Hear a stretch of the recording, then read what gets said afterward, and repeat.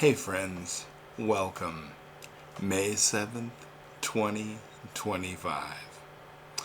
What if the Son of God walked among us today in flesh and breath and heartbeat?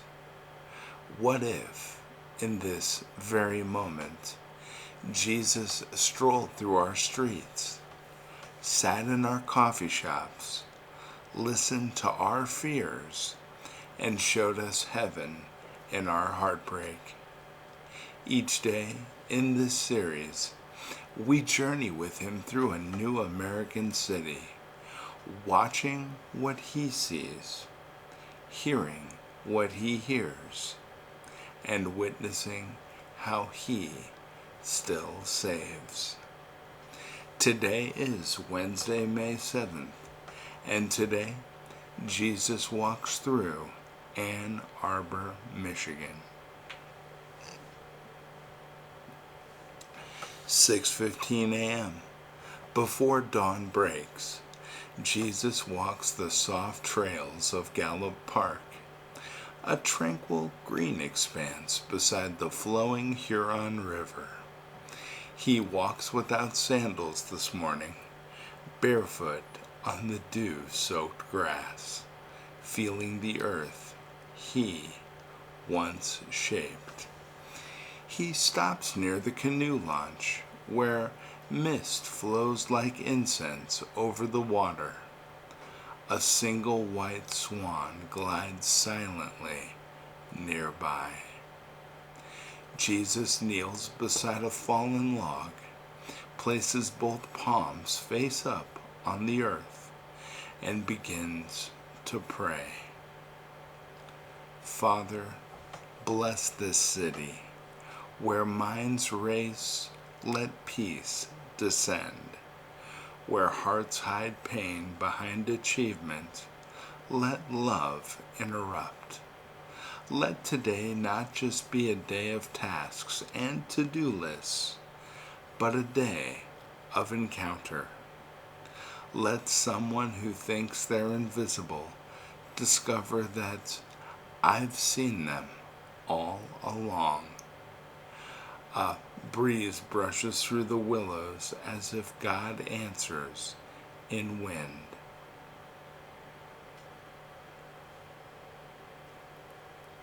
"9 a.m. By mid-morning, Jesus steps into the Diag, an open crossroads of the University of Michigan, where students buzz past him, caught in the invisible webs of stress, research deadlines, social anxiety, future fear. Jesus watches, not with judgment, but with an ache of love. Outside Hatcher Graduate Library, a young woman named Jasmine sobs silently behind her laptop.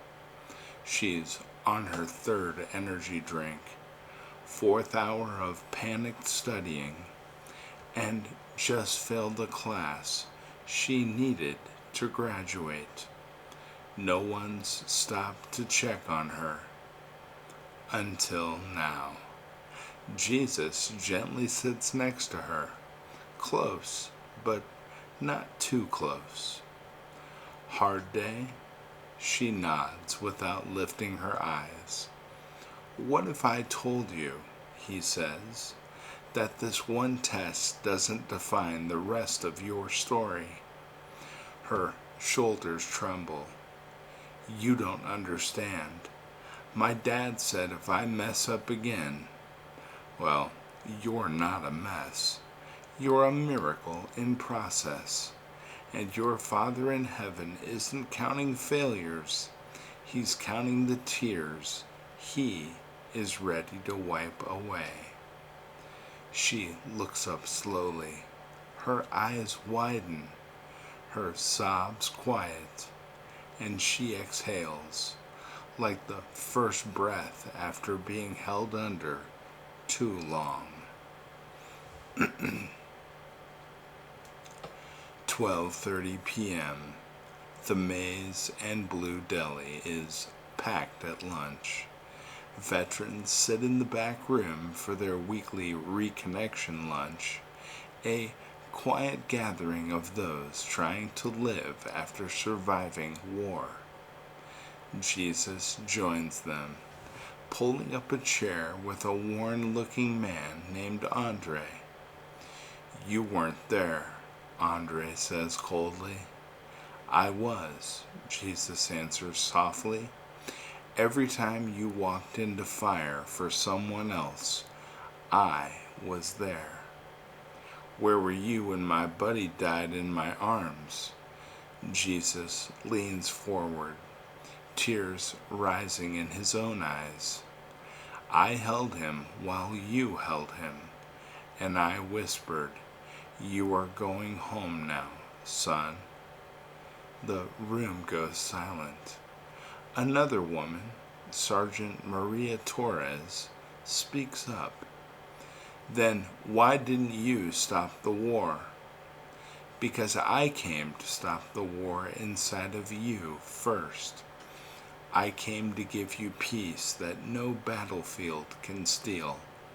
And I've never left you, not once."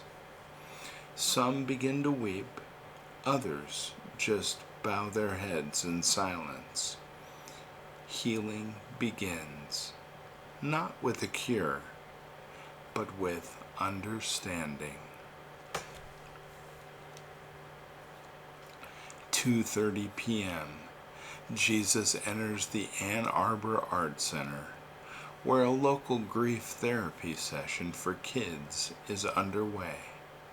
Small hands smear paint on canvas, each expressing a silent scream of loss. A boy named Caleb, age 9, holds up a page smudged with black and gray, a raw image of death. "This is when my grandma stopped breathing," he says, voice flat. "Can I show you something?" Jesus asks. He dips a fine brush into liquid gold paint and adds a gentle swirl rising from the center of the darkness. "This," he says, "is what comes next. We don't erase our pain, we lift it toward heaven, and heaven always answers." Caleb stares. "It looks alive now." Jesus ruffles his hair. "So do you." 5 p.m. at the Delonis Center. Jesus changes clothes, puts on a volunteer shirt and gloves, and joins the kitchen crew. He slices onions, serves chili, and kneels to tie the untied shoelaces of an elderly man who can no longer bend over.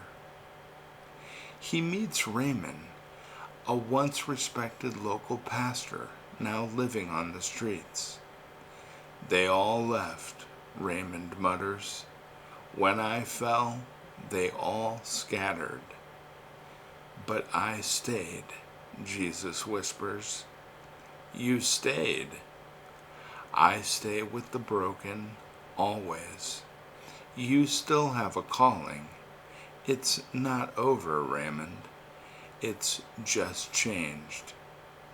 Raymond sobs into his shoulder and Jesus gently wipes his face. 6:30 p.m. Local officials, students, and advocates gather at the Carytown Pavilion for a heated community forum on homelessness and affordability. Voices clash. Accusations fly. Some walk out. Others grow silent in despair. Jesus steps forward, not as a speaker on the list, but as a stranger with no name tag. He doesn't begin with words. He begins by pouring warm soup into paper bowls and handing it to both the unhoused and the council members alike. Only then does he speak. We can't fix a city unless we remember who it's for. You are not enemies. You are neighbors.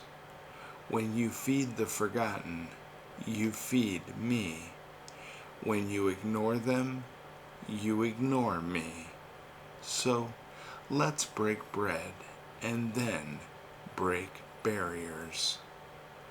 There is silence, then someone claps, then another. Soon, voices rise again, but this time in solutions, not shouting. 8:45 p.m. As darkness settles, Jesus walks the blooming pathways of Nichols Arboretum. Pink petals fall like snow from the crabapple trees. A couple holds hands beneath the stars. Fireflies twinkle like little echoes of creation. He finds a bench, sits beneath a towering maple, and prays again. Abba, you've loved this city through me today. May they love one another with the same fire. Let seeds planted in silence bloom in their hearts. Let those who didn't see me today feel me tomorrow, and lead me onward to the next soul waiting. He sighs in peace, and the wind once again answers him. Today, in Ann Arbor, Jesus walked slowly through the fast-paced. He saw the unseen. He comforted the broken, challenged the proud, and lifted the forgotten. Not with lightning bolts, but with bread, tears, paintbrushes, and presents. Because that's what he does. And tomorrow, he walks again. Maybe into your city. Maybe into your life. Come back. Don't miss what he might say. Just to you. And friends, while you're here and before you leave, I'd like to say a prayer for everything and anything that's important to you that you're holding in your heart today. Now, we always pray in the way that Jesus taught the disciples when they asked him how they should commune with the Father. You ready?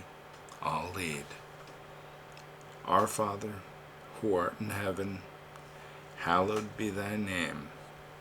Thy kingdom come, thy will be done, on earth as it is in heaven.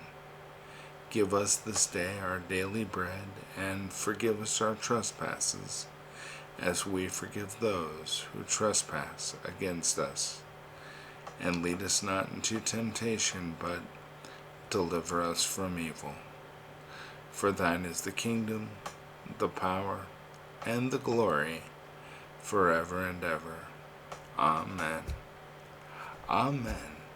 If you aren't a subscriber to this channel, well, click the subscribe button and become a permanent member of our family. I'll be back tomorrow, I promise. Don't forget, hug your family. They love you. And I'll see you tomorrow, my friends. God bless you.